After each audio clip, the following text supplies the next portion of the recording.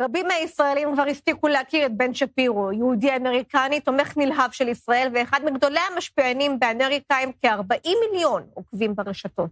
ברעיון מיוחד לקבינט שישי הוא מדבר על התמיכה האמריקאית, על אירופה, שתמיכתה בישראל אחרי הטבח הייתה בחלקה מזויפת, המשואה שהסיא ועוררה סערה, וגם על התקשורת הישראלית שבחלקה משרתת את תעמולת חמאס.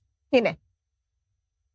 אני בנימין שפירו, as a Jew and as an American, I light this torch in honor of Israel. There's a vast disparity between the number of Palestinians being killed and the number of Israelis. If based on the numbers, more Germans died than Brits in World War II, did that mean that the British were wrong in World War II? Britain wasn't bombing civilians.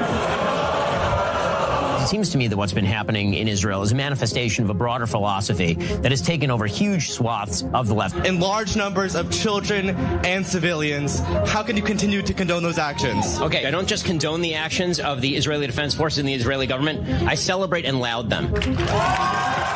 I want to ask, if you've served over the course of the last year, please stand up. That's unique. It's something that doesn't exist in the West anymore. Here I am in the most important place in the world, overlooking the Kotel and the Temple Mount. לבן שפירו יש הרבה תארים, עורך דין, איש עסקים, סופר, פרשן ועיתונאי. כוכבו דרך אחרי שהתפטר מהאתר השמרני ברייטברט בכדי להקים אימפריה תקשורת ופודקאסטים, והוא הפך לאחד מהקולות הבולטים של הימין האמריקאי. בשנתיים האחרונות כבש את הכותרות בזכות תמיכתו הבלתי מתפשרת בישראל. Would the world look better if it looked more like Israel, or would it look better if it looked more like, say, the West Bank under the Palestinian Authority and Fatah, or the Gaza Strip under Hamas? That's a very, very simple question, and it's a very easy question to answer, and nobody wants to answer it. השבוע הוא גם הוציא ספר חדש. I'm here with Megan in studio, and I'm bestowing her with the greatest gift one person can give another, a copy of my book, which I'm sure she will treasure forever. צלנו את ההזדמנות כדי לשבת איתו לראיון. Ben Shapiro, thank you for being with us. Thanks so much for taking the time. I appreciate it. While we're speaking, the Middle East is changing. Did you believe that it will look like it looks today on October 7? I think it would have been very difficult to picture the Middle East looking the way that it looks today on October 7th. I mean, Israel's in an incredibly vulnerable position on October 7th and in the days that immediately followed. Hezbollah was obviously poised in Lebanon with presumably hundreds of thousands of rockets, many of which were tipped with actual directive technologies. Iran was seen as a major threat to the state of Israel. And now Israel obviously is standing on the other side of Mount Hermon, the Syrian regime having been toppled. Hezbollah has been essentially defenestrated as a massive fighting force in Lebanon, with the Lebanese government actually considering disarming Hezbollah. Iran has attacked and its nuclear facilities, if not obliterated, then at least significantly damaged with the help of the United States as well. And Israel has achieved military superiority in Gaza, even though obviously there are still things left to be done in the Gaza Strip. So just from a purely military perspective, in terms of how the country has held up militarily, in terms of the people of Israel, it's been an astonishing performance. What is it about Hitler? Why is he the most evil? Well, the first thing people would say is, well, an ethnic cleansing almost took place. And now I offer back, you mean like we actually did to the Germans? I hope nobody supports Israel ever again. במסגרת עמידתו הנחרצת לצד ישראל, פיטר שפירו את קנדנס אוונס, פרשנית ימנית שהפכה מאז ה7 באוקטובר למשפיענית אנטי-ישראלית. In the first days, weeks, and even months after October 7, the Western world stood with Israel in 100%. But lately, we see things are changing, mainly in the Western world, in European countries and some other countries. They want to recognize Palestinian state. Some of them speaks about genocide. The U.S. still stands with Israel. Do you think this will change? I don't believe that's going to change under President Trump. I think certainly, depending on who's president next, that could certainly change. But President Trump is, bar none, easily the most pro-Israel president in the history of the state of Israel. It is not remotely close. And President Trump has not only been pro-Israel, he's been pro-civilization in a way many other Western leaders simply are not. He has moral clarity in a way that much of the West fails to actually demonstrate. And again, I think that a lot of the sympathy in the aftermath of October 7th for Israel, particularly from Western Europe, was fake. I think a lot of that was based on a perception of victimhood. But the minute that Israel went on the offensive and actually had to take care of business, you saw that narrative shift. I can confirm the UK will recognize the state of Palestine. Le seul moyen d'y arriver, c'est qu'il y ait un État de Palestine, un État d'Israël qui vivent côte à côte, se reconnaissant mutuellement et reconnaissant le droit de chacun de vivre en sécurité. It didn't take 2 years for France to shift. It may have taken 2 years for France to get to the point where they were going to reward Hamas for its terror by suggesting a Palestinian state. But obviously, its sympathies had already shifted in the early months of the war. So it took about 5 minutes for the Western world to start falling off of the bandwagon. So what do you think Israel should do with those countries?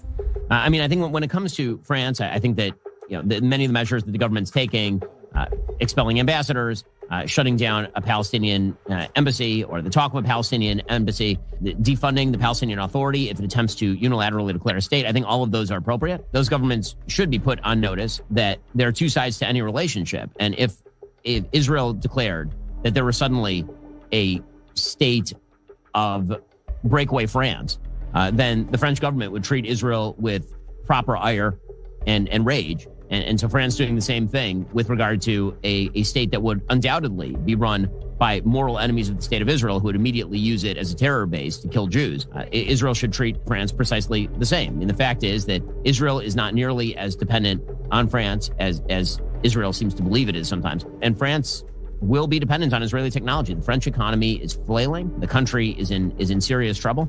And we're now living in a sort of post-moral world where power is everything. And in international relations, that may have always been the case, but Israel has gained regional power, it's gained technological power, and it should flex it. Speaking about dependence, what do you think about the dependence that Israel still has on the U.S. armament?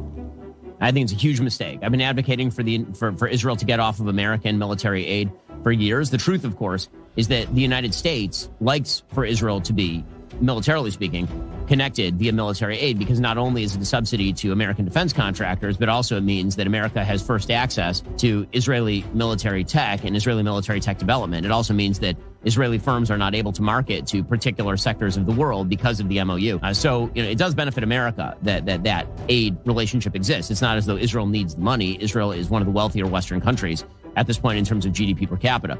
So it really is more about the restrictions on Israeli military technology and dissemination. I think that the strongest move Israel could make right now is to say to the Trump administration that Israel wishes to sign one more MOU, and after that MOU, there are no more MOUs, and Israel should get to work building its own independent military capacity sufficient that it doesn't have to be dependent on the vicissitudes of Joe Biden or Kamala Harris or anybody else. I just want to know, how hard was it to generate AI generated images of Hamas? So you should take off your mask now. Not really because what you're saying is so anti-Semitic, but just because what you're saying is so unbelievably stupid that I hope employers take a good stock of a person who does something so dumb. If Israel put down its guns tomorrow, there would be a second Holocaust. If the Palestinians put down their guns tomorrow, there would be a Palestinian state. That is the reality. שפירו הוא כאמור מומחה למה שקוראים לו הסברה. על רקע האירועים האחרונים של קמפיין ההרעבה והתקרית בנאצר שישראל מיהרה להתנצל עליה, יש לו גם מה לומר על הדרך בה מדינת ישראל והתקשורת הישראלית מתמודדות עם האירועים האלה. I think that so much focus in Israel is put on the idea that if you say the right words, the world is going to be sympathetic. And I just don't think that that's the case. I think that obviously, Israel can handle these things better. They should have faster response. They should be less apologetic, frankly, in how they approach the events of war, because war is brutal. War is terrible. It is meant to be so. That does not mean that Israel is targeting civilians. It obviously is not. But with that said, the biggest mistake I think that Israel has historically made with regard to Western public opinion is this belief that if Israel is absolutely careful and meticulous, somehow that is going to buy the love of the West or fealty of Western countries or even the beneficence of Western countries. And it just isn't true. I mean, the fact of the matter is that Israel, just from public relations perspective, would have been better off moving fast, moving hard, and finishing this war in 6 months rather than taking 2 years to be meticulous, because it's the length of time that Westerners don't like. It is certainly not the brutality. The West is totally blind to the brutality of a wide variety of regimes around the planet that don't care about human rights. Israel does care about human rights, including the human rights of its enemies. And yet somehow it is still ripped. And that is a function of the impatience of the West rather than a function of the West's adherence to human rights as a core value. How do you think the Israeli media handling these events? Well, I mean, I don't think that all the media there is the same, but I think that there's a bunch of trash outlets over there. I mean, I think that Haaretz is awful. Maybe the worst publication in the Western world. It has been trashed for as long as I have been alive, and it does nothing but provide sustenance and succor for the enemies of not only Israel, but Western civilization more broadly, including to terrorist groups. I think that the bizarre hatred for Prime Minister Netanyahu that's been evidenced on the part of some of the more mainstream legacy outlets in Israel has been really damaging, because one of the things that drives me nuts about watching what's been going on there from afar is, if you wish to posit an alternative, then please, by all means, do so. I mean, if you don't like the policy that's being pursued by the government, then anytime you can step forward and say clearly and succinctly what your policy would be and why it's not being pursued. But that is rarely the case. Instead, it just seems to be endless criticism culminating in massive protests to do what precisely? What deal do people think is on the table that the government is currently refusing that would be sustainable, would lead to fulfillment of the war goals? This is the part that I find problematic. And again, it's not unique to Israel. That is present. That same dynamic is present in the United States as well. There's only one way to defeat terrorism, and that is to win. You do not win wars with ceasefires. You do not win wars by losing. Do you see this war ends without defeating Hamas?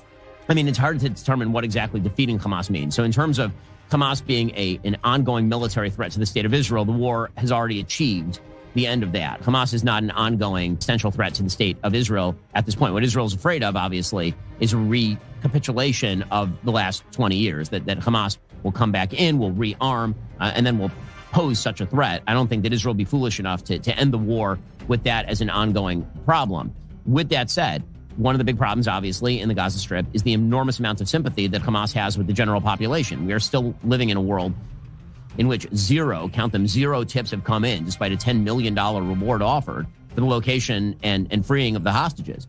That says something about the level of control that Hamas continues to have in the minds of many Palestinians in the Gaza Strip.